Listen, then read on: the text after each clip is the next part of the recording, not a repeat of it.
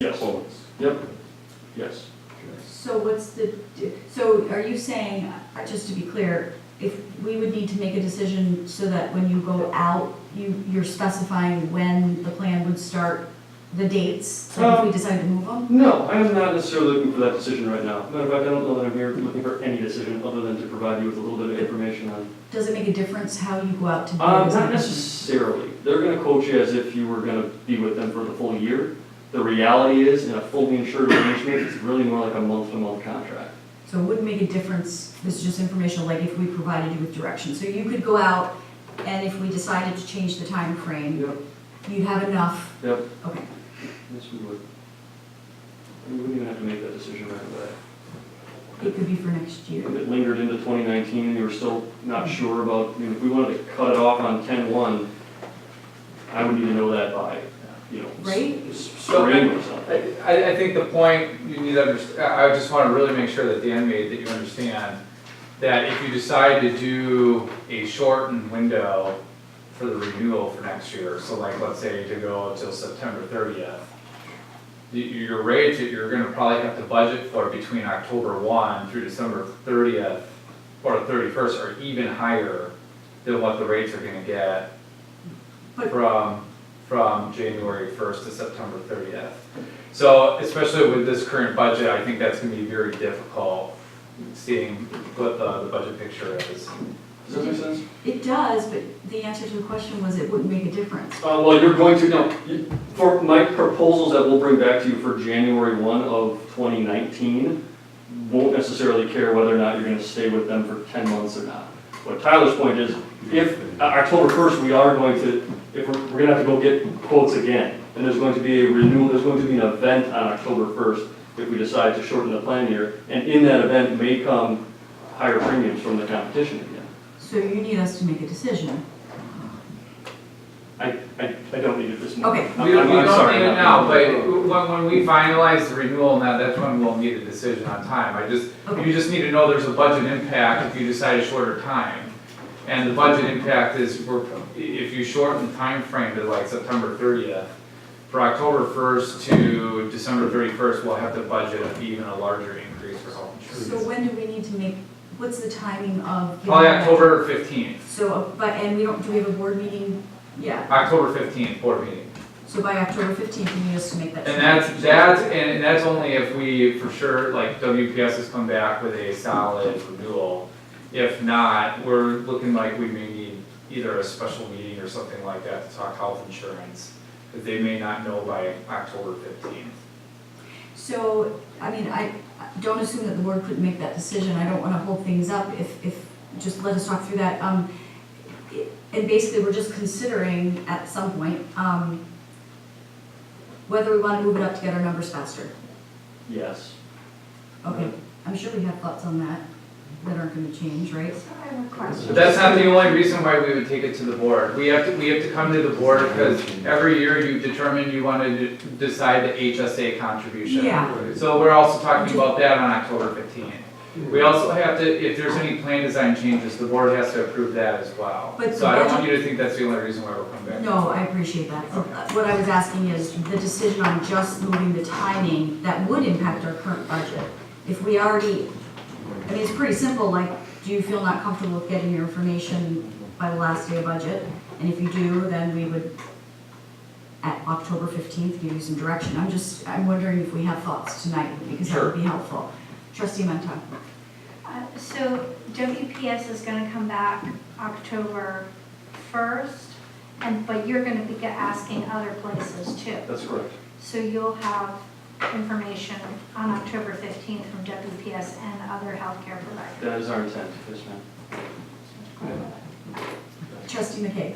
And then there would be information about those letters Yes. and those impacts. Yep. October. And additionally, we'll talk about whether, and you'll have the budgetary number of what, if we wanted to move it up, how much more it would impact our budget. And then if we wanted to keep it the same, obviously it would be flat, it would be the same. Well, but you're asking them to project what would happen October of 2019. So how are they supposed to know? Well, didn't you say there would be a budgetary impact for 2019? What we would have to, if you change the timeline, let's just play it That's what I'm out. asking. What we would have to do is, Mark would probably take, let's say we end up getting a 5% increase, okay? So from January 1st of 2019 to September 30th of 2019, we would have to budget a 5% increase on health insurance. Okay. But then, let's say it's June or July, we would have to have them get bids from October 1st of 2019 through September 30th of 2020. The chances of us getting a 0% increase on that is slim to none. It's been a unique period that we've been able to get that for 3 years. So you could put on another 5% increase for just those 3 months, which would be a 10% increase from the 2018 rates that we have. Cost to continue. So That's there's why I'm probably an saying there's average a of what budget happens. impact. Okay. That's what the budget impact is. There is probably an average based on healthcare. For a shorter plan, it increases it by 3. I mean, it's not About a always. percent a month. It would be. It's about a percent a month. If trend is 10 to 12%, I'd tell you. Okay. percent down. That's very helpful, thank you. Yep.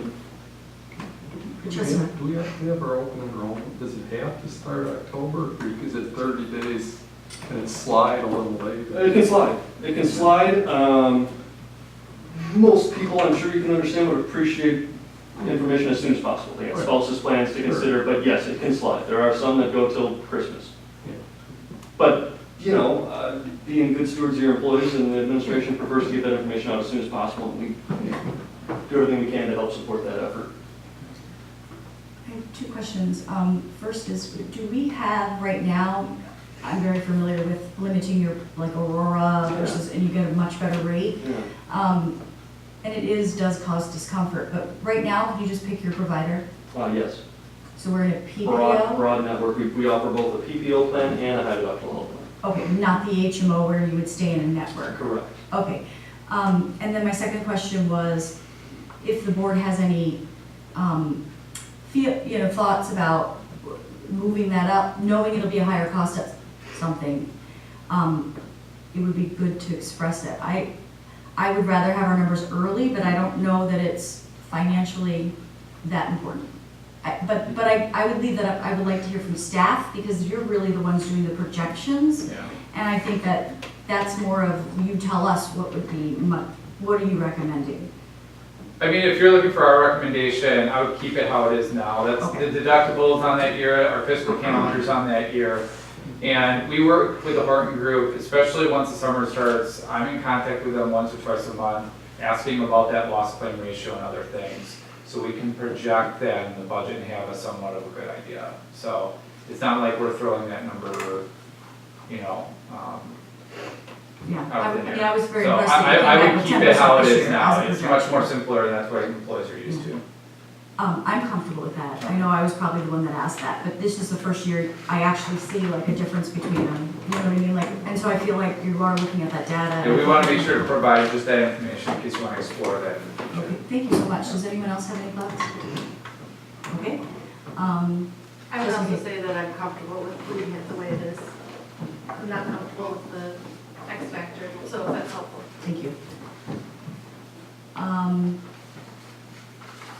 Can I just ask, can you tell me, the administration and Horton, whoever one, because I know you guys work together, but what are some of the things you're thinking, as you have been preparing the budget for, if it is a 10% increase and we wanted to lower it, what are some of the thoughts that you would be directing or recommending to direct Horton to explore? Is it Yeah. like a high deductible, is it like, what else? So, yeah, our first plan would be to try to educate and inform employees as much as possible about the high deductible plan, because I still believe a high deductible for a lot of employees would be a win-win.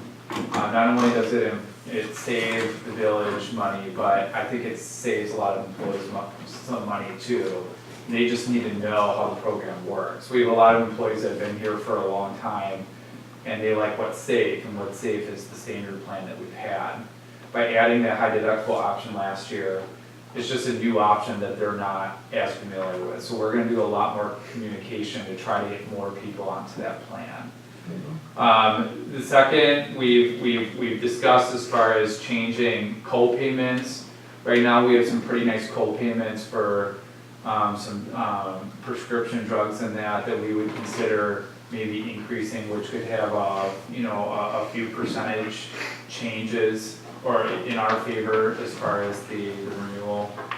So that would be something that we would certainly discuss. In our last meeting, we talked about maybe bringing back the cash in lieu as far as the opt-out payment. We got rid of that for employees that are hired after 2012. It's $250 a month, and for the year it's $3,000.